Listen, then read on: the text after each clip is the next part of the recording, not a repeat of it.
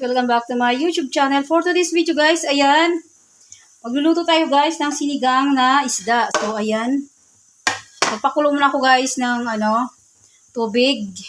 Tapos lagyan ko siya ng luya, sibuyas at kamatis. So bali ayan guys, pinirito ko muna yung mga isda. Yan. Tapos dito sa pinagprituhan natin guys, ilalagay na natin dito yung ating piniritong isda. Ayan, may ulo siya. Laman. Yan guys. At mga buntot. So ayan. Ang ating ulam for today's video guys. Ang sinigang na tulingan. So ayan guys. Mekos-mekos natin.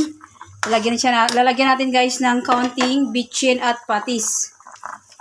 So ayan. Maglagay tayo ng kaunting bitchin lang guys. Yan. Kaunti lang. Kasi hirap naman pag maraming bitchin. Yan, maglalagay tayo guys ng patis.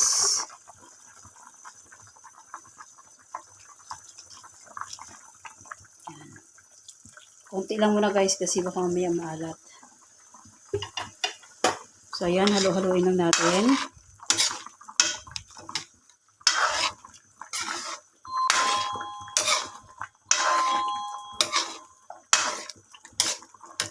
Ayan, hintayin lang natin guys maluto yung isda, saka natin ilagay ang ating mga gulay.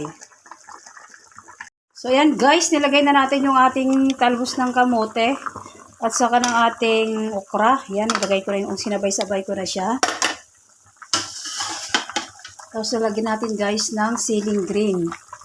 So ayan, ang ceiling green ko guys, galing pa yan guys ng Ilagan Isabela guys, padala ng aking ate. Shout out sa ate ko Bing Ruiz dyan. Thank you sa pinadala mo sa aking sili. Ayan, hindi ko pa naubos. Last na to. Wala na dun sa ref. So, ayan guys. Nilagay ko na to. Masarap yung sili kasi to guys. Di maanghang. So, ayan. Maglalagay tayo guys ng kalamansi. So, ayan guys. Maglalagay tayo ng fresh kalamansi. Fresh kalamansi guys. Palagi ang nilalagay ko. Hindi yung sinigang sa sampalok.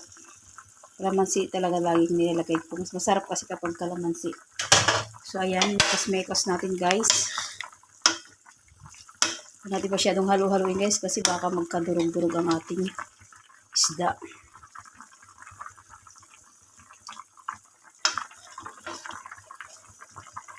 Ayan guys, ang kanyang ulo. Ayan. Yung kanyang mga yan, mga gitnang laman. Guys.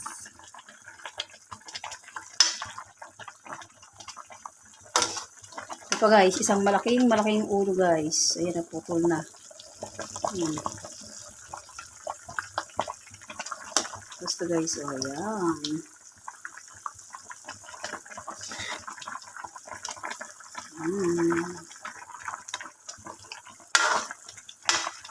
So ito guys, okay na to guys. Luto na ang ating talbos.